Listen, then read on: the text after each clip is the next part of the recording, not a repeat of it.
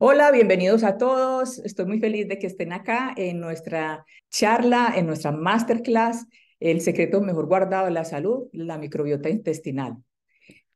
Hoy vamos a explorar qué es la microbiota intestinal, por qué es importante, cómo influye en diferentes áreas de nuestra salud y luego les estaré dando diferentes consejos y les explicaré una manera como en 30 días ustedes pueden restablecer esa microbiota intestinal y llegar a una salud óptima.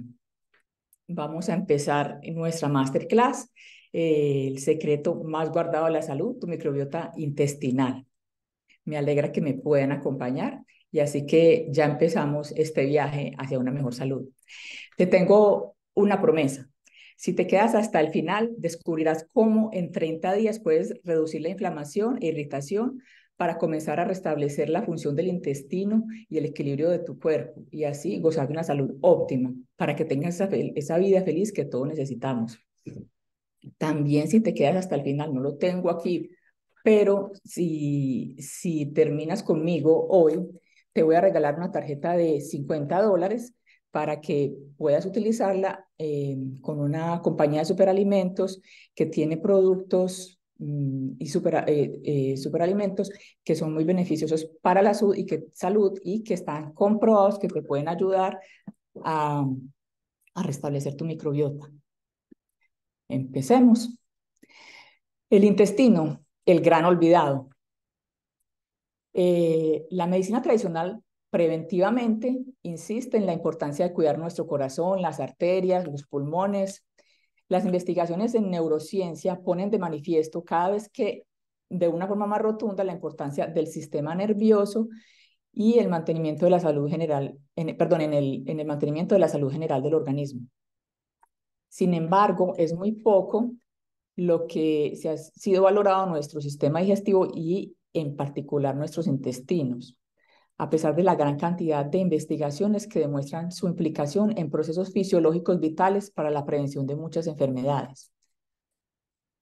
Miren esta estadística. Según la Organización Mundial de la Salud, la OMS, más de un 30% de los cánceres y muchas de las enfermedades metabólicas como diabetes, hipertensión y colesterol se podrían prevenir con una alimentación adecuada. Y les muestro un libro de Brian Clement, que es pues, uno de mis grandes mentores, que dice Food is Medicine. La comida es medicina. Y es bien cierto. ¿Qué es la microbiota intestinal y cuál es su importancia? La microbiota intestinal es como un ecosistema interno. Es también conocida como la flora intestinal o el microbioma. Es una comunidad compleja de microorganismos que residen en tu tracto gastrointestinal, principalmente en el intestino grueso. Esta comunidad está formada por billones de bacterias, virus, hongos, protozoos y otros organismos que coexisten en armonía. Mira, aquí en esta, pero le muestro que es una microbiota sana y una que está dañada. Muchos microbios en el tracto gastrointestinal son beneficiosos para nuestra salud y nos ayudan a que nuestros cuerpos mantengan la homeostasis y el bienestar general. Pero también hay otras especies dañinas, como los estafilococos, la salmonela, entre otros, que están presentes en el intestino y que presentan una amenaza para nuestro cuerpo cuando se multiplican. El intestino se considera que está saludable cuando hay un equilibrio de los microorganismos. O sea, que hay un equilibrio entre las bacterias buenas y las bacterias malas. Quiere decir que debe haber más bacterias buenas que malas. Si tenemos más bacterias malas, tenemos, eh, tenemos un desequilibrio y estamos más propensos a la enfermedad. ¿Por qué es importante la microbiota? Porque no hay ningún aspecto de nuestra salud, de las funciones corporales en las que la microbiota no desempeñe algún papel. Encontraremos eh, muchos casos en que, o sea, en la mayoría de los casos es, si la microbiota está saludable, la persona es una persona saludable, pero cuando la microbiota no está saludable, por lo general es una persona que no está saludable, que presenta condiciones físicas, de hormonas desequilibradas, baja energía y diversas enfermedades. Los perfiles de la microbiota de personas que tienen depresión y ansiedad aguda son muy diferentes de la microbiota de las personas que no presentan depresión. La microbiota intestinal desempeña un papel fundamental en tu salud en varias formas cruciales. Entonces aquí les voy a enumerar las principales formas como la microbiota trabaja o influye en nuestra salud. Bueno, la primera es la digestión y la absorción de nutrientes, porque ayuda en la descomposición de alimentos y nutrientes que nuestro cuerpo no puede digerir por sí mismo, como ciertas fibras y almidones. Estos microorganismos descomponen estos compuestos en formas que podemos absorber y utilizar para obtener energía y mantenernos saludables. La protección contra patógenos. La microbiota intestinal ayuda como una barrera protectora contra los patógenos dañinos, ayudando a prevenir infecciones y enfermedades. Al ocupar los sitios de unión en la mucosa intestinal, impide que los patógenos se adhieran y colonicen el tracto digestivo. El sistema inmunológico. La microbiota interactúa de manera íntima con nuestro sistema inmunológico, educándolo y ayudándolo a distinguir entre sustancias inofensivas y potencialmente dañinas. Una microbiota intestinal equilibrada es fundamental para un sistema inmunológico fuerte y efectivo. Este tema se lo voy a ampliar más adelante. Aquí solo les estoy dando una visión general, pero voy a profundizar en el sistema inmunológico y en la salud mental. Bueno, también la microbiota ayuda a la producción de vitaminas y compuestos beneficiosos. Algunas de las vitaminas con las que la microbiota nos ayuda es con la producción de la vitamina A, la vitamina K, E y algunas vitaminas B. Y también favorece la absorción de minerales como hierro, calcio y magnesio, que son fundamentales en la salud. La salud mental. Existe una creciente evidencia que sugiere que la microbiota intestinal está vinculada con la salud mental y el bienestar emocional.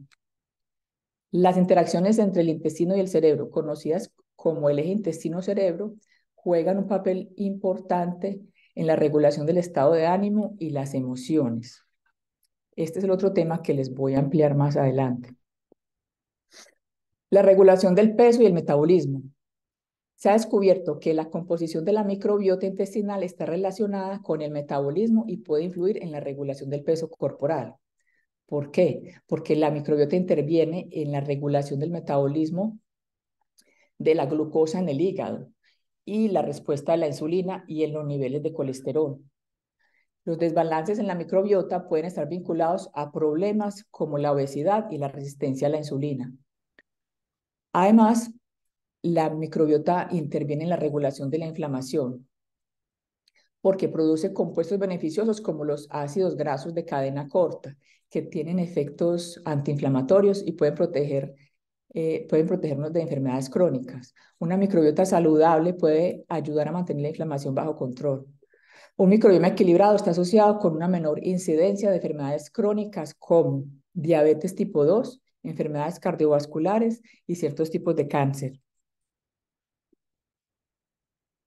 Ahora vamos a adentrarnos en lo que es en un tema, bueno, es un tema un poquitico, les voy a pedir paciencia porque aquí hay unos términos ya bastantes técnicos que de pronto no se me vayan a enredar. Voy a tratar de hacerlo sencillo, aunque póngame bastante atención. Listo, bueno, el sistema inmune está construido por 4 equipos. El primero son los órganos que producen tropas de glóbulos blancos, como el timo y la médula ósea, aunque también hay otros órganos como las amígdalas, las adenoides, el vaso, el apéndice, que también son parte del sistema inmunológico. Bueno, el segundo equipo es el sistema linfático, que es el que posibilita la circulación de todas estas tropas de glóbulos blancos o linfocitos. El tercer equipo son los anticuerpos y los antígenos que crea el sistema después de luchar contra virus, enfermedades, otras amenazas. Y el cuarto es el intestino.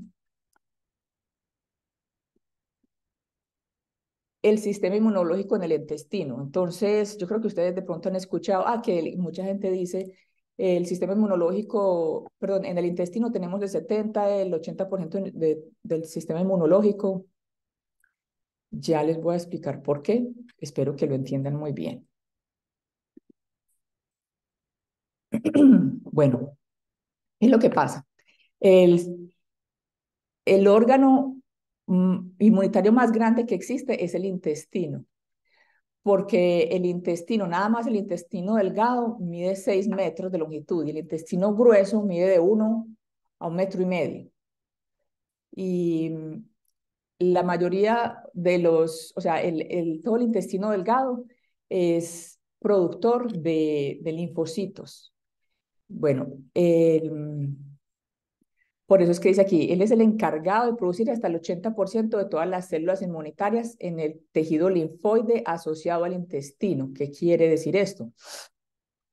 Tejido linfoide es el tejido donde se producen linfocitos, que son las células, los guerreros del sistema inmunitario, son los que van a ir a pelear contra los virus, bacterias, hongos que te quieren venir a enfermar. Entonces, miren que como la extensión del intestino es tan grande, por lo menos el intestino delgado, que es 6 metros, que es donde se producen la mayoría de estos linfocitos, pues es por eso, porque es la mucosa más grande que tenemos produciendo linfocitos en el organismo, es más grande que el resto de los otros órganos inmunitarios. El intestino, o sea, es la primera barrera que tenemos de defensa frente a la entrada de patógenos. Y bueno, este punto que les estaba explicando es el encargado de producir hasta el 80% de todas las células inmunitarias en este tejido que se encuentra principalmente en el intestino delgado, que se llama GALT por sus siglas en inglés. La microbiota intestinal es una parte fundamental en el mantenimiento de la mucosa del intestino y de ese tejido que rodea el intestino y que es donde se produce donde se producen los linfocitos, perdón. Una correcta microbiota puede, de acuerdo con los estudios científicos, ayudar a la modulación de las respuestas inmunitarias y en la modulación de la inflamación. Las células inmunitarias del intestino interactúan con el microbioma. Estas bacterias y hongos que viven en el tracto gastrointestinal están directamente influenciados por la dieta y el estilo de vida. Los alimentos que comes afectan la diversidad y composición de las bacterias en el intestino, que a su vez afectan las células inmunes. ¿Qué pasa? O sea, tú puedes comer para alimentar las bacterias buenas o las bacterias malas. Entonces, los alimentos como los vegetales, los alimentos ricos en fibra, ellos son alimento para las bacterias buenas, pero todo lo que son comidas procesadas, azúcares, y toda esta comida chatarra, y ellos alimentan las bacterias malas. Por eso es que es tan importante saber cómo alimentar las bacterias buenas para que no causes problemas en tu salud. Una buena o mala microbiota puede influir en la correcta función de nuestro sistema inmunitario. La suplementación con probióticos ha demostrado poder ayudar a prevenir las infecciones del tracto respiratorio superior y reducir su duración. Hay dos especies de probióticos que han demostrado científicamente apoyar el sistema inmunitario. Son lactobacillus, que hay de dos clases, LGG y lactobacillus casei, y el otro es el bifidobacterium. O sea, esas son bacterias buenas, que cuando estamos buscando probióticos deberíamos de buscar principalmente que tengan estos tres tipos de bacterias. Bueno, aquí les tengo un estudio que fue publicado en la revista de Gastroenterología de México, donde se estuvo observando la microbiota de los niños en África, en la zona de Burkina Faso y los niños en zonas urbanas de Europa. ¿Y qué fue lo que encontraron? Ellos encontraron que las alergias y el asma son prácticamente inexistentes en las comunidades rurales del África.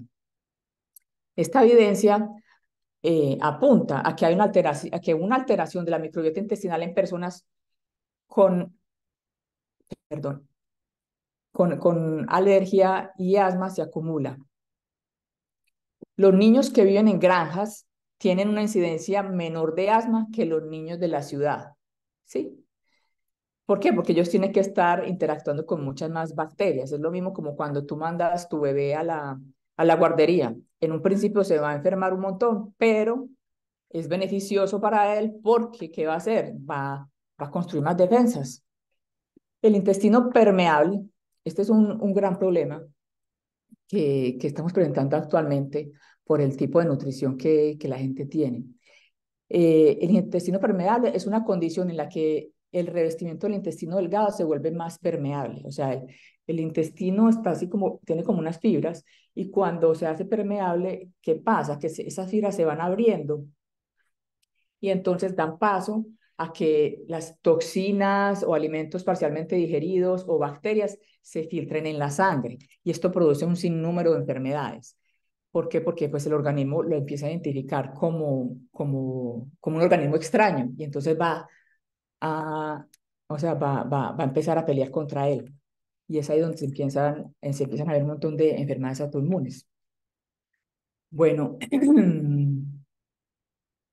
esto puede también producir reacciones alérgicas inflamatorias como el síndrome de intestino irritable, eczema, alergias alimentarias, fatiga, deficiencias nutricionales, diarrea y estreñimiento crónicos y baja inmunidad y migrañas.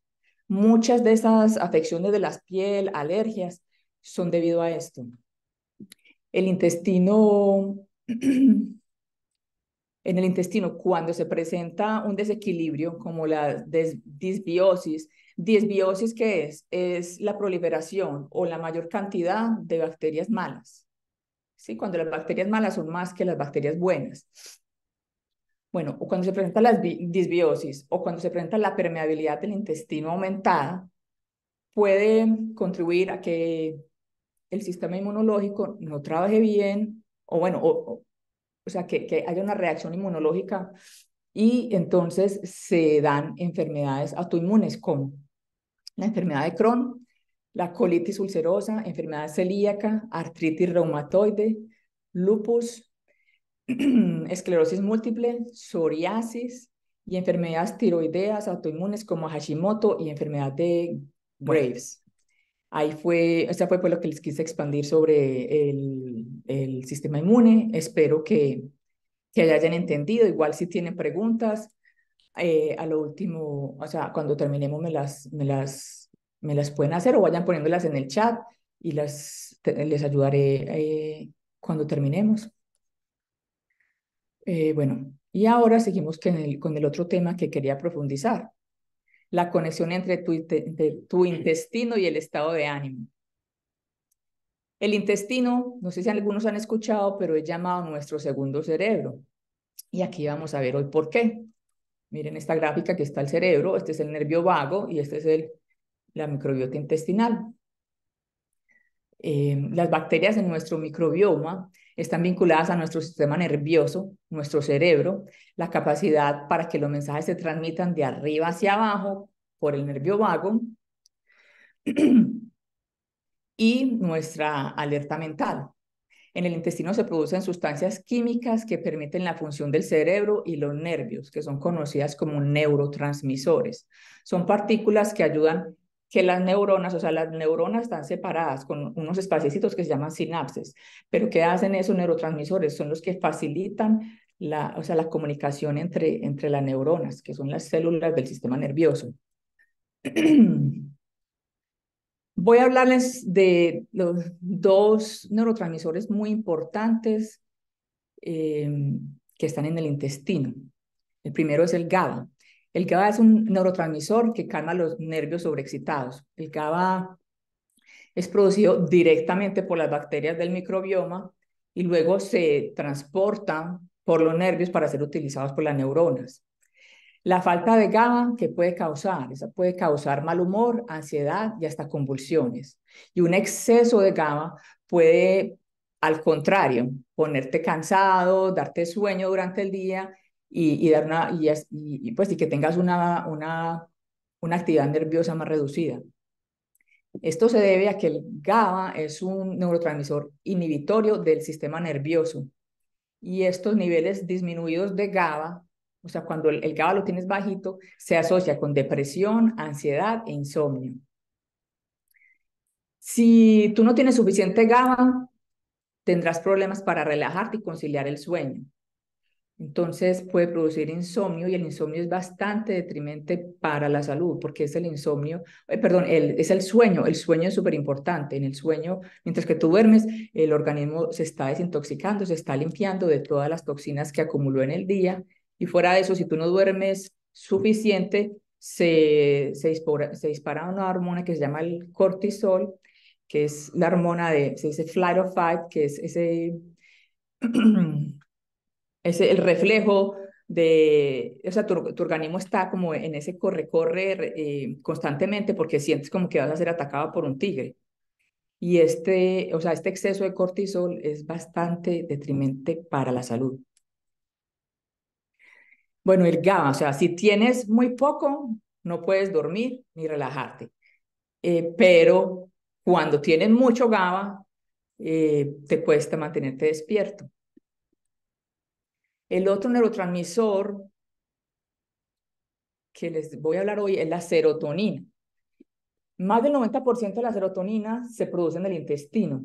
La serotonina es llamada el neurotransmisor de la sensación de bienestar o la hormona de la felicidad. Cuando tenemos más serotonina, generalmente nos sentimos más felices, animados, más contentos, pero cuando no tenemos serotonina, pues la tenemos en niveles muy bajitos, nos sentimos deprimidos y ansiosos. La serotonina ayuda a controlar el apetito. Con muy poca serotonina podemos tener más antojos de comida porque o sea, la disminución de serotonina y GABA también aumentan el cortisol, como les dije ahora. Bueno, la serotonina juega un papel muy importante en la activación de las células del sistema inmunológico y cuando se reduce en la generación y perpetuación de la inflamación en el intestino. También ayuda a regular la temperatura del cuerpo y se ha visto que niveles alterados de serotonina se han relacionado con el síndrome del intestino irritable, enfermedades cardiovasculares y osteoporosis debido a sus efectos sobre nuestras hormonas. En un estudio que se hizo en la Universidad de Caltech en California, se cogieron, o sea, varios ratones, se armaron dos grupos, unos con sus bacterias intestinales normales y otros, a otros que se les quitaron las bacterias. ¿Y qué vieron? ¿Cuál fue el resultado? Pues fue que estos ratones que no tenían las bacterias intestinales tenían 60% menos de serotonina que los ratones que sí tenían bacterias en el intestino. Luego, ellos volvieron y colonizaron el intestino de esos ratoncitos, o sea, volvieron y le pusieron las bacterias y ¿qué vieron? Que los niveles de serotonina volvieron a subir. El intestino y las hormonas. A veces, o sea, hay sensaciones extrañas que experimentamos que no son pues no son ni de felicidad ni de depresión, pero que te sientes como cansado, como que, bueno, como sin energía. Lo que pasa es que cuando tu intestino está desequilibrado, la producción de hormonas también se altera. Y esto incluye el estrógeno y las hormonas de la tiroides. Las bacterias del intestino pueden considerarse como las maestras de las hormonas. Así que si experimentas estados de ánimo bajos y fatiga durante mucho tiempo, también es posible que tengas una microbiota desequilibrada. Bueno, ¿cómo vamos? ¿Se han aprendido cositas nuevas hoy? Espero que sí. Te voy a hablar de 10 señales que tienes que ser cuidadoso y prestarle mucha atención, porque si empiezas a ver que alguna de estas cosas te está pasando, tienes que ponerle cuidado. Son señales que el intestino te envía diciéndote que necesita apoyo. Señales como dolor de estómago, gases e hinchazón, sensibilidades alimentarias o alergias, cambios de peso inexplicables, problemas en la piel, dolores de cabeza, estreñimiento o al contrario, heces sueltas o diarrea, fatiga, cansancio, malos estados de ánimo y enfermedades autoinmunes. Perdón. La causa raíz de estos trastornos digestivos varía, pero los factores contribuyentes son lo mismo. En general, son la inflamación y la irritación. Entonces, si nosotros atacamos estos dos factores, se puede empezar a sanar el intestino y restaurar, o sea, restaurar el equilibrio de las bacterias buenas y las bacterias malas, y así la función intestinal vuelve de una manera adecuada. Existen 4 pasos para restaurar el equilibrio y la función intestinal. El primero es eliminar factores estresantes. O sea, factores estresantes son alimentos que estresan el sistema digestivo, como por ejemplo el azúcar, los lácteos, la mayoría de los granos, las legumbres, las nueces, semillas y alimentos procesados. También hay que remover factores de estrés de la vida. Eh, Hay que remover plásticos, fragancias, aditivos, todas esas otras toxinas que no son necesariamente de la comida. Nosotros recibimos toxinas, o sea, todo el día estamos inundados de toxinas. Eh, Tenemos toxinas en el aire, en el agua, en los productos que usamos, a ver, en la crema de dientes, la crema que te echas, el perfume, el champú, el desodorante. Por eso es importante buscar unos buenos productos porque, pues por lo que te estoy explicando, o sea, inclusive por la piel. La piel es el órgano más grande que tenemos y la cantidad de toxinas que se absorben por la piel son impresionantes porque la piel no tiene ningún filtro. Entonces hay que tener mucho cuidado con todas estas cosas que pertenecen al ambiente o sea, que nos llenan de toxinas. Hay que comer despacio y en un estado relajado porque la digestión empieza por la boca. Evitar comer frecuentemente y beber mucha agua durante las comidas porque esto diluye el ácido clorhídrico entonces, y las enzimas digestivas, entonces no podemos tener una buena digestión. Masticar adecuadamente.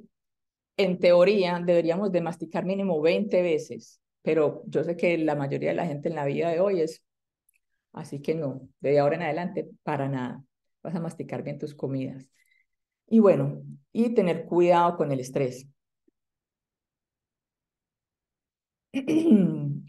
O sea, si vamos a retirar estos alimentos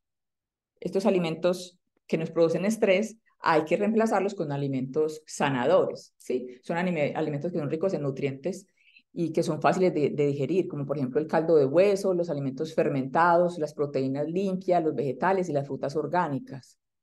También necesitamos hidratarnos correctamente, porque, o sea, muchas veces la gente no puede ir al baño, pero ¿por qué? Es por la falta de agua, ¿sí?